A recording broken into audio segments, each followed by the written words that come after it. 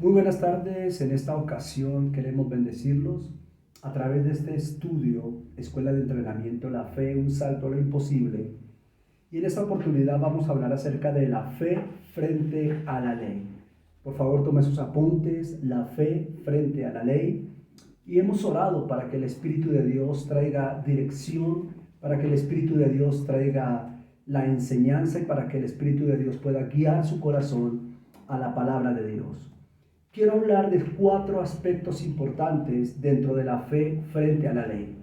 Vamos a hacer no una comparación, sino un paralelo entre la fe y la ley y cómo opera la fe fuera de la ley o cómo opera la fe diferente a la ley. El primer aspecto que quiero mencionar en esta ocasión es: la fe nos hace justos cuando no podemos cumplir o aplicar toda la ley. El pueblo de Israel había sido llamado por Dios a través de Moisés, sacado de Egipto y establecido en el Sinaí.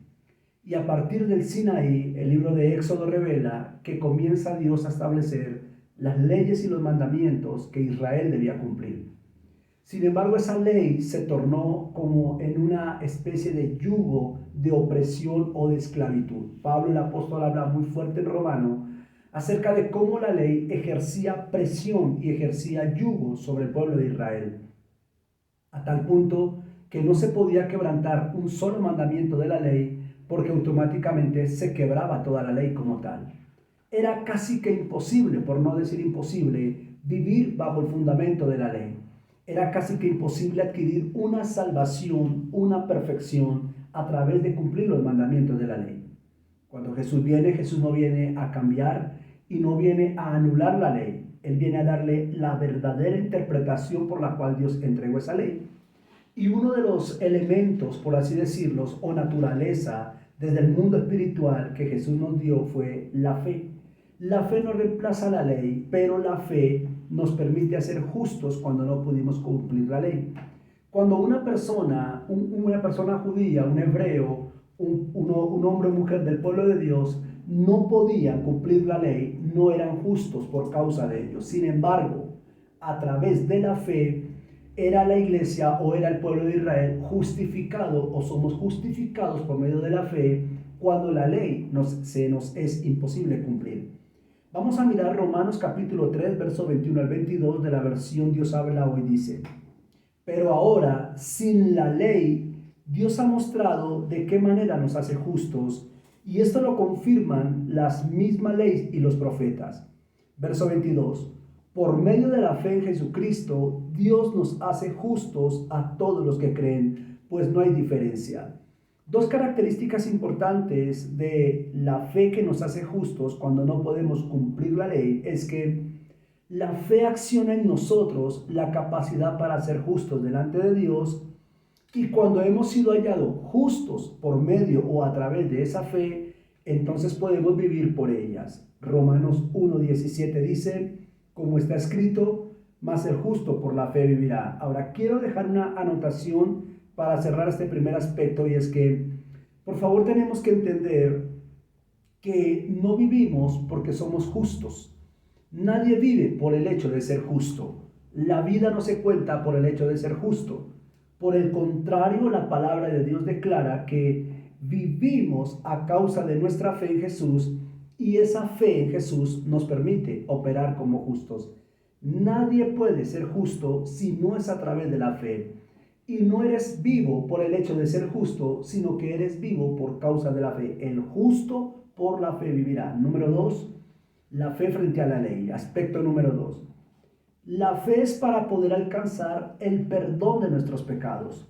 No solamente nos justifica cuando no podemos cumplir la ley, sino que nos permite alcanzar perdón de pecados, no por causa de cumplir una ley o un mandamiento, sino por causa de creer en la obra que Jesús hizo. Romanos capítulo 3, el verso 25 de la misma versión Dios habla hoy dice: Dios hizo que Cristo, al derramar su sangre, fuera el instrumento del perdón, y este perdón se alcanza por la fe. 2 características importantes de este segundo aspecto. El primero: todos nosotros, según la Biblia, estábamos destituidos de la gloria de Dios por nuestros pecados. Lo explica el apóstol Pablo en Romanos capítulo 3, verso 23. Sin embargo, a pesar de que habíamos sido destituidos y sacados de la gloria de Dios por el pecado de Adán, Dios habilita la oportunidad del perdón por medio de la fe en la obra que Jesús realizó en la cruz, no por medio de tener la ley o no por medio de cumplir la ley. Segunda característica de este segundo punto es que la fe que se cuenta para perdón de pecados, según leímos en Romanos 3:25, no consistía simplemente en creer que yo soy perdonado, sino que debe estar fundamentada en creer que Jesús tiene el poder, la facultad y el derecho para librarme de ese pecado.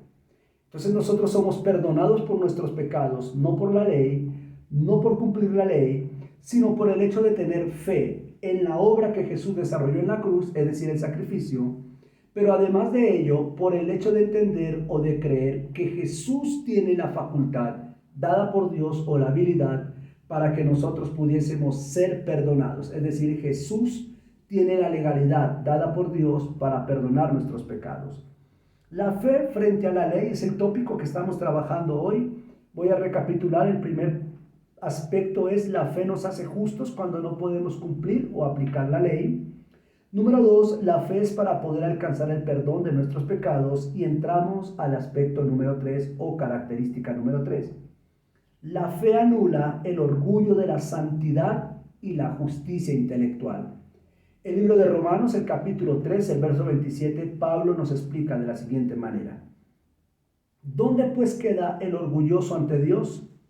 Queda eliminado. ¿Por qué razón? No por haber cumplido la ley, sino por haber creído. Entonces, para poder desarrollar esta tercera característica, necesariamente debo usar algunos ejemplos para dar a entender la fe anula el orgullo de la santidad y la justicia intelectual. El primer ejemplo lo vamos a tomar del libro de Lucas, el capítulo 18, el verso 9 al 14. Hago la lectura.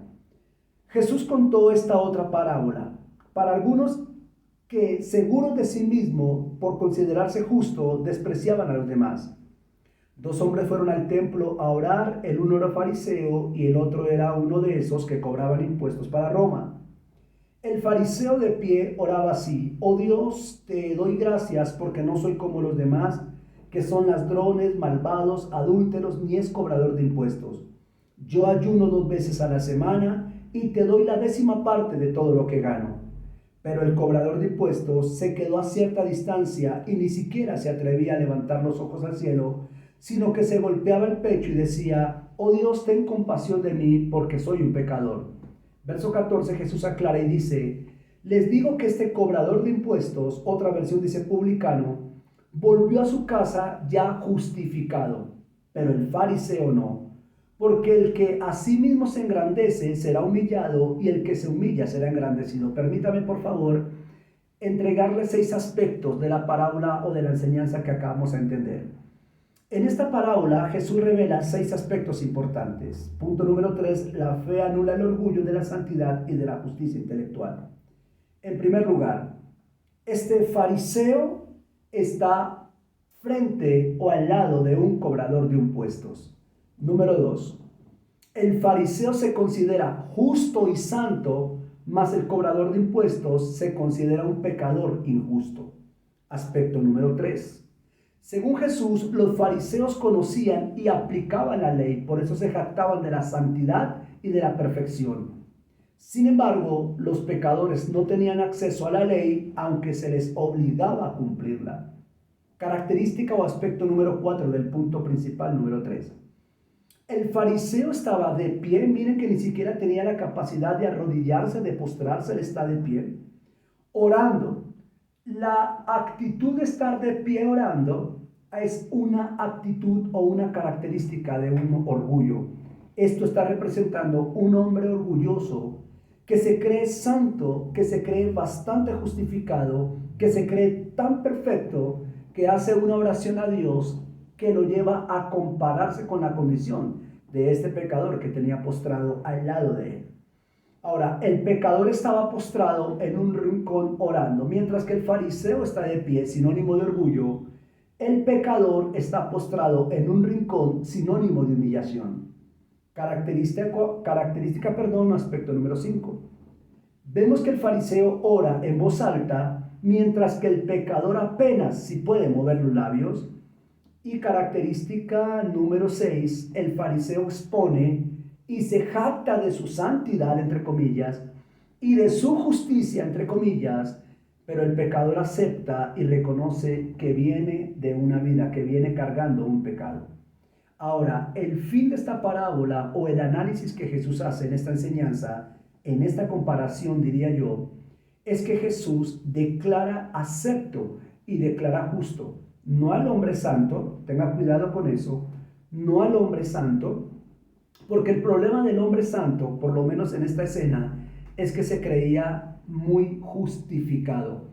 El problema de muchos hombres, de muchas personas en la iglesia, de muchos cristianos, el problema de la santidad con muchos de ellos es que esa santidad los lleva a ser orgullosos, a ser arrogantes, a ser altivos.